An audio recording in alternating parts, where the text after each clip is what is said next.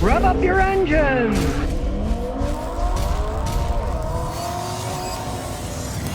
Alright, today we got a common problem. A car that a whole bunch of lights are on and they won't go off. Okay, we'll take the brake off but it doesn't matter. As you can see, the traction control's on. The brake light's on. Now he does have something plugged into the OBD port, which I don't advise ever doing that, because that can actually cause problems. So we're going to put the scan tool in there instead. There it goes. And this is a 2012 Honda Accord that has 138,000 miles on it. It's beeping, so it's doing its thing. It's already detected it. We'll go hot. We'll do a standalone diagnosis. It's read the VIN already, and we're in the United States. So we got a 2012 Honda Accord. You can see it's going to do a full topology scan. So here we go. While we're doing it, hey, still pretty good shape. Plastic's still in good shape. It's not cracked. This was a higher class Accord. It's got leather seats. They're still in excellent shape, even though they're 13 years old. It's got the real automatic transmission in it. Not one of those crappy CVTs. A real parking brake, not that electronic crap. It does still have heated seats that still work. The AC's blowing freezing cold. Now as it's scanning, what we're going to do is scan for codes, see if the codes are there. We'll analyze that, but then we're going to erase the codes, take it for a drive, because when you have various lights on, often one problem will trip them all, and it will come back first. Alrighty then, here we go. We got 9 trouble codes. 7 of them are the TPMS. Tire pressure monitoring system, of course, you know, half of that stuff isn't going to work because the car's old, the batteries will be dead. We'll probably end up ignoring that, but let's just see what they are. Okay, like I said, signal failure. So all these, they're permanent because the signal has failed, because the batteries have gone dead in the tires, and the tire pressure monitoring system doesn't work anymore. So we will go back to the ABS system. The ABS system says that the vehicle speed assistance solenoid valve has a malfunction. As you can see, it's showing the location of it. The module's on the right corner. Now we can actually test things with this machine, but it's denying access because there's trouble codes. So what we're going to have to do is back up. We'll look at the airbag system too and see what the airbag code is. Internal failure of the front passenger's weight sensor. Okay, so the weight sensor in this doesn't work anymore. You see, it's going to show us a picture. It's below the center of the instrument panel in here. Check that system out at least. It'll probably say the same thing. There's code, so it won't do anything. But we'll find out. We'll check the output. Let's put some weight on it and see what happens. The sensor itself is working. I push down and it shows it's working. So it's not the sensor itself. Cool test. Push down, there it is.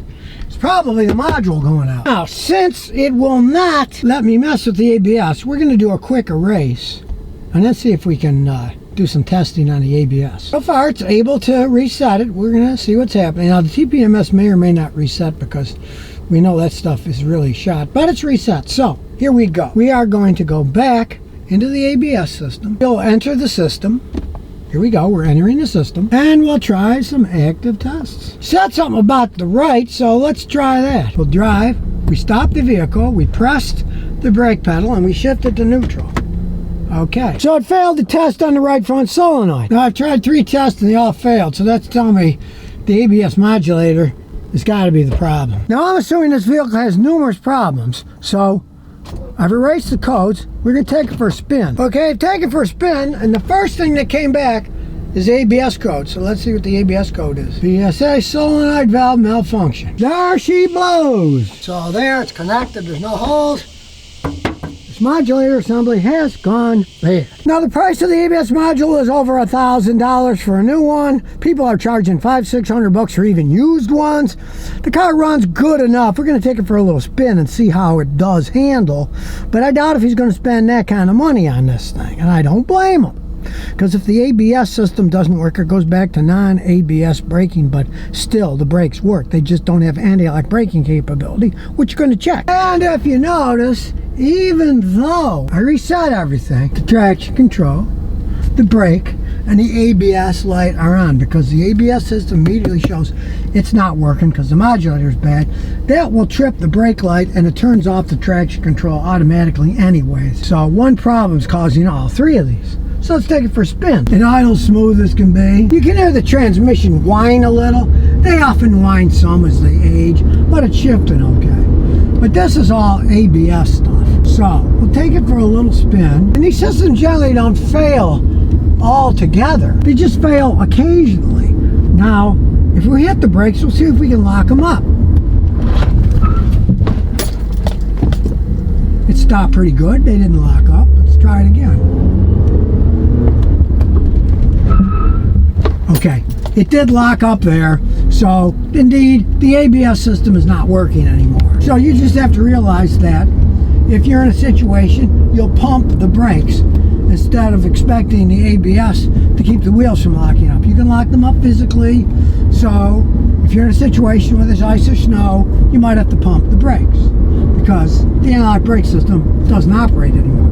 But if you just drive normally, stops perfectly fine, runs perfectly good. It's just that you no longer have working analog brakes, which is typical on these things as they age. That modulator assembly often goes bad. But hey, drives like a normal car, handles like a normal car. Thing is, it just doesn't have analog brakes. If you drive normal and you're not a maniac, and then even if you do have to stop fast, like on a dry road, you'll actually stop faster on a dry road if you lock the brakes up because it will stop somewhat faster. On wet roads, no, it'd be a little bit hairier, but most of my vehicles don't have anti-lock brakes on them anyways. I'm not wrecking anything. Just realize if you have an anti-lock brake system car and you think there's a problem when there's no one around, like with me driving around, if you slam on the brakes and you hear the tires go and they're screeching, that means the tires have locked up and the anti-lock brake system doesn't work anymore. But if you stop slow, now that doesn't test it. Only if you stop quickly and you hear those tires squeak, the ABS doesn't work anymore. And in this case, guess what? The ABS, see, it slid. You saw it slide, it skidded. The ABS doesn't work anymore. I can even smell the tires burning from them sliding on the road. So, now all those lights come on. There's only one cause of all those lights. Unfortunately, it's a very expensive repair. So, most people, they'll just live without it. If you want to, you would have to replace it. They'd have to pay a mechanic to reset the whole system. It's very complex, bleeding the air out of those things. But other than that, it works just like my Toyota Matrix, which does not have anti-lock brakes, and I have no problems driving it around. Now you know what all those stupid lights mean, and you can make your own decision on what you want to do. Hey, I'm just the messenger here. And here's some bonus questions and answers. Blame Gamer Fisher says, thoughts on the new RAV4?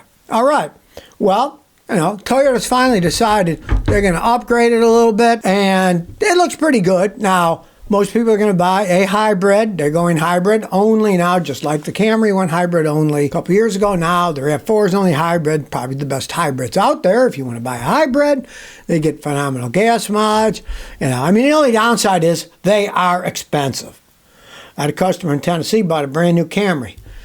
It's got the same engine, hybrid, same transmission. The hybrid Camry was like $14,000 cheaper than the hybrid RAV4 was in Nashville, Tennessee. So you're going to be paying money for them. They're not cheap, but they're well made. Steve Hamilton said, how do you feel about the new Highlander? I do not like it because they went from having the most dependable, smooth-powered V6 engine to, you guessed it, a turbo 4-cylinder engine, and I don't like it.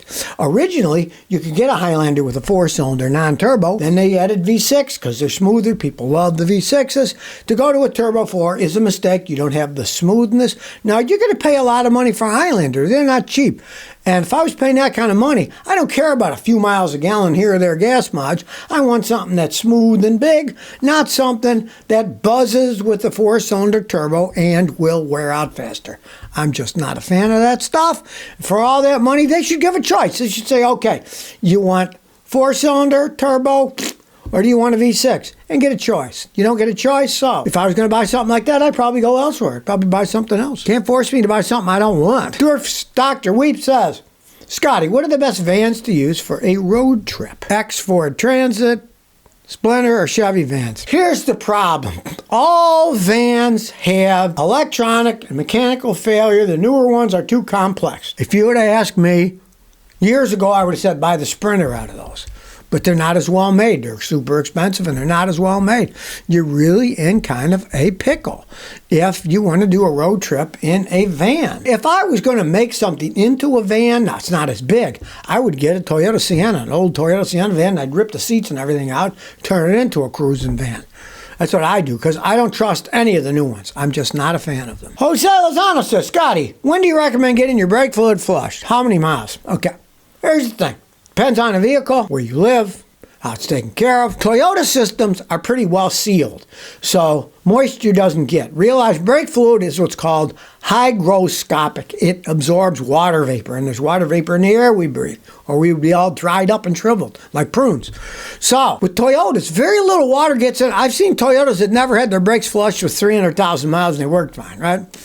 But if you got an American car, I would say flush it out every 60,000 miles or so, because they're not sealed as well. Water vapor gets in, things start to corrode and rust. But if you want to be scientific about it, all you have to do, you can buy some of these test strips. They're cheap as heck. And you can just take the top off, stick the test strip in, take it out, read it. It's color coded, and the box it comes in has the codes, and it'll tell you what the percentage of the water and contaminants are. Then when it gets too high, it tells you it's time to flush it. I've done that to Toyotas that were 15 years old and they still were okay. They're so well made. Arthur Moreno says, what's better long term, Acura MDX with a 6 or 9-speed automatic? The 6-speed automatic by far. The 9-speed's a bit too much. They've had some problems with them. The 6 speeds were much more reliable, right? Now here's the thing, though. If you think about getting an Acura, if you don't positively, absolutely need 4-wheel, all-wheel drive, don't get it. They have much less problems with the regular transmission. When they are all-wheel drive and they have a transmission and a transfer case for the rear, then they can have problems and cost a fortune. I've had customers with those that they went out and it cost them like $7,500 to get the transmission overhauled. And with just a normal 2-wheel, they usually don't have any problems. So keep that in mind if you're going to buy a used one. So if you never want to miss another one of my new car repair videos, remember to ring that bell.